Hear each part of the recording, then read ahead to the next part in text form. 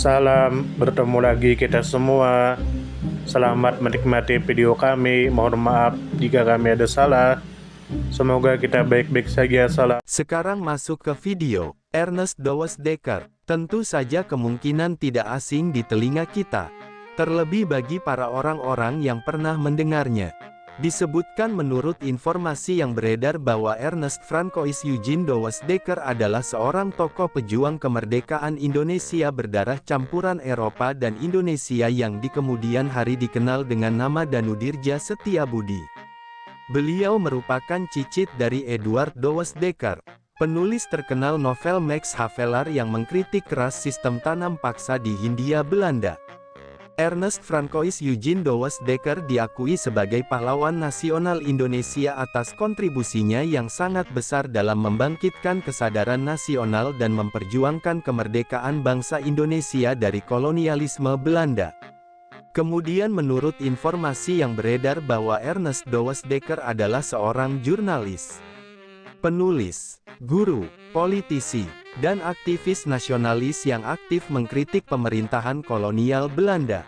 Beliau mendirikan organisasi Indische Partij pada tahun 1912 bersama Cipto Mangunkusumo dan Suwardi Suryaningrat atau Ki Hajar Dewantara. Organisasi ini merupakan partai politik pertama yang secara tegas memperjuangkan kemerdekaan Indonesia, sekaligus memperjuangkan persamaan hak bagi penduduk Hindia Belanda, baik Bumiputra maupun keturunan Eropa. Karena aktivitas politiknya yang radikal, beliau seringkali mengalami pengasingan, baik di dalam maupun di luar negeri, termasuk ke Suriname dan Belanda.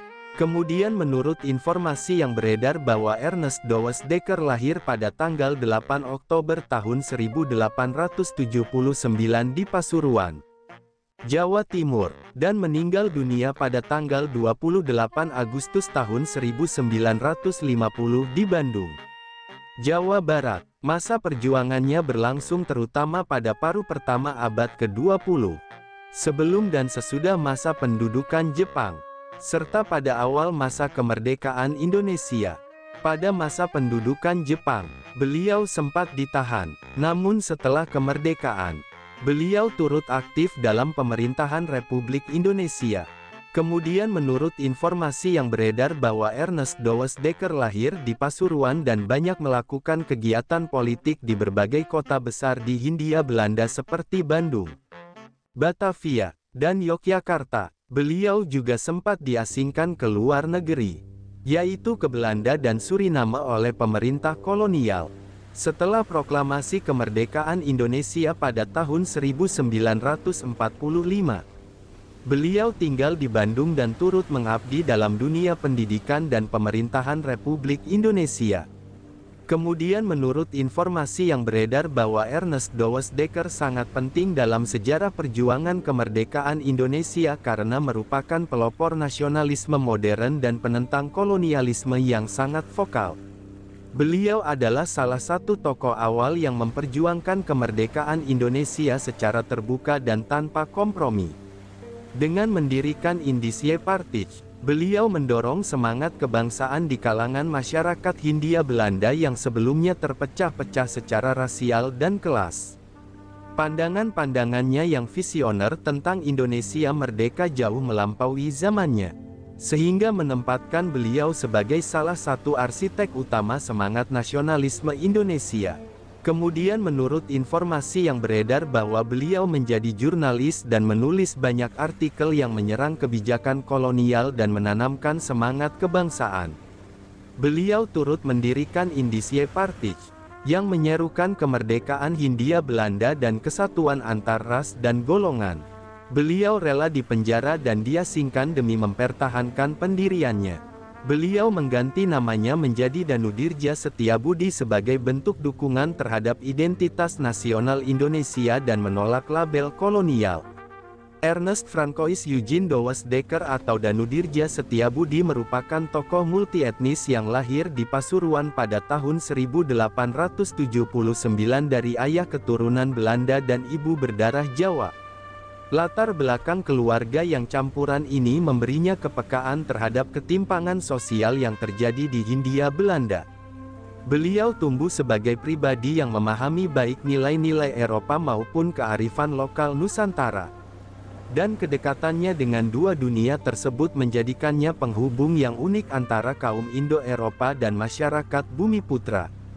Pandangan progresifnya tidak hanya ditujukan untuk mengoreksi kolonialisme, tetapi juga untuk membangun kesadaran kolektif bahwa seluruh rakyat Hindia, tanpa memandang ras dan keturunan, layak mendapatkan kemerdekaan dan martabat yang setara.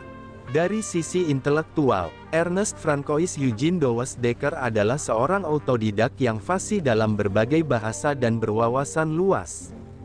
Beliau menempuh pendidikan dasar di Ropise Lagere School, kemudian melanjutkan di sekolah menengah atas di Surabaya. Sebagai wartawan dan penulis, beliau menggunakan pena sebagai senjata utama melawan ketidakadilan. Tulisan-tulisannya yang tajam dan bernas banyak dimuat di berbagai surat kabar, baik di dalam negeri maupun luar negeri, dan menjadi alat propaganda untuk membangkitkan semangat nasionalisme.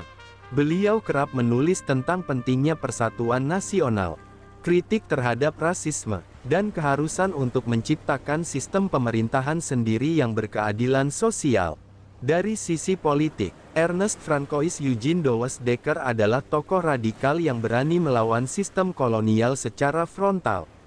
Pendirian Indische Partij pada tahun 1912, bersama dua tokoh Bumiputra lain yaitu Ki Hajar Dewantara dan Dr. Cipto Mangunkusumo, adalah tonggak penting dalam sejarah pergerakan nasional.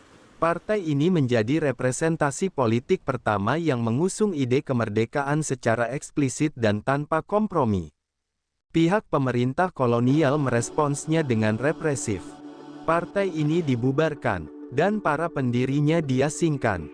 Ernest Francois Eugene Dawes Dekker sendiri diasingkan ke Suriname selama beberapa tahun. Tetapi semangat juangnya tidak pernah surut.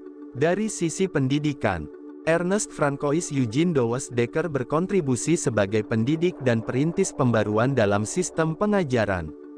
Setelah kembali dari pengasingan, beliau aktif mendirikan lembaga pendidikan yang mengajarkan nilai-nilai kebangsaan dan anti-kolonialisme. Pada masa pendudukan Jepang, beliau turut terlibat dalam beberapa forum diskusi dan lembaga pendidikan yang menjadi cikal bakal bangkitnya elit nasional yang berkesadaran politik. Setelah Indonesia merdeka, Ernest Francois Eugene Dawes Dekker tetap aktif dalam pemerintahan Republik Indonesia, terutama dalam bidang pendidikan dan penerangan, dengan membawa semangat inklusif dan persatuan. Dari sudut pandang kultural, pergantian namanya menjadi Danudirja Setiabudi mencerminkan keinginannya untuk sepenuhnya menyatu dengan perjuangan rakyat Indonesia. Nama tersebut diberikan oleh Ki Hajar Dewantara sebagai simbol komitmen terhadap nilai-nilai Nusantara dan pelepasan diri dari identitas kolonial. Tindakan ini memiliki makna yang mendalam dalam konteks perjuangan identitas dan dekolonisasi budaya. Beliau ingin menunjukkan bahwa nasionalisme tidak dilihat dari asal-usul biologis, melainkan dari kesetiaan terhadap tanah air dan rakyat. Dari segi etika dan kemanusiaan, perjuangan Ernest Francois Eugene Dawes Dekker tidak semata-mata didasarkan pada kepentingan golongan, melainkan pada cita-cita universal tentang keadilan dan kesetaraan. Beliau secara konsisten menolak diskriminasi rasial dan penindasan kelas, serta menyerukan persaudaraan antar manusia. Pandangannya jauh melampaui zamannya, dan menjadikan dirinya salah satu tokoh yang mendobrak batas-batas konvensional perjuangan bangsa di awal abad ke-20. Beliau tidak pernah mengedepankan kekerasan, tetapi mengandalkan kekuatan ide dan organisasi untuk melawan kolonialisme. Dari sudut geopolitik, keberanian Ernest Francois Eugene Dawes Dekker melawan Belanda berdampak besar terhadap citra internasional Hindia Belanda. Beliau banyak berkorespondensi dengan tokoh-tokoh di Eropa dan Asia, dan memperkenalkan gagasan bahwa bangsa-bangsa jajahan memiliki hak untuk menentukan nasib sendiri. Perjuangannya berkontribusi dalam membangun jaringan solidaritas antar negara yang tertindas, dan menjadikan Hindia Belanda bukan sekadar koloni yang tunduk, tetapi sebagai wilayah yang memiliki suara dalam geopolitik dunia. Setelah kemerdekaan Indonesia diproklamasikan, Ernest Francois Eugene Dawes Dekker aktif dalam membantu pemerintahan awal Republik Indonesia, terutama dalam bidang pendidikan dan penanaman nilai nasionalisme. Beliau wafat pada tanggal 28 Agustus tahun 1950 di Bandung dan dimakamkan di Taman Makam Pahlawan Cikutra. Sebagai penghormatan atas jasa-jasanya, pemerintah Republik Indonesia menganugerahkan gelar pahlawan nasional. Namanya kini diabadikan sebagai nama jalan dan berbagai institusi pendidikan di seluruh Indonesia. Menjadi simbol perjuangan lintas ras dan nilai universal tentang keadilan, kebangsaan, dan persatuan. Sumber referensi Google Chrome dan ChatGPT Pro. Di balik kemajuan suatu bangsa, tentu kita tahu akan ada selalu sosok-sosok yang memberikan pengaruh besar, meski sering tak terlihat. Mereka bukan hanya terkenal karena jabatan, tetapi karena dedikasi dan ketulusan dalam bertindak. Tokoh atau figur seperti itu tentu kita tahu lahir dari berbagai latar belakang. Ada yang berasal dari desa kecil, dan ada pula yang tumbuh di tengah kota yang ramai. Tentu kita tahu bahwa tokoh bukan hanya soal ketenaran. Tokoh adalah tentang peran. Mereka bisa menjadi seorang guru yang sabar mendidik di pelosok negeri, atau seorang warga biasa yang peduli terhadap lingkungan dan konsisten menjaga kebersihan kampungnya. Semoga apa yang kami sampaikan bisa bermanfaat, menambah wawasan, dan jadi motivasi positif untuk kita semua. Dan tentunya semoga kita semua selalu diberikan kesehatan, selalu dilancarkan rezeki, selalu dimudahkan segala urusannya. Dan jika Anda mempunyai pertanyaan atau komentar atau saran, langsung saja tulis di kolom komentar. Kami sangat terbuka buat masukan yang membangun supaya kedepannya bisa lebih baik lagi. Jangan lupa like, share, subscribe biar Anda tidak ketinggalan konten-konten seru dan bermanfaat. Tetap semangat, jaga kesehatan, dan terus jadi versi terbaik dari diri Anda. Sampai berjumpa di video selanjutnya. Salam hangat dari kami semua, dan selamat beraktivitas. Jika ada salah kata atau penyampaian yang kurang pas, itu murni kami pribadi yang salah. Terima kasih banyak, mohon maaf yang sebesar-besarnya. Semoga kita dan orang tua kita masuk surga, amin, salam damai.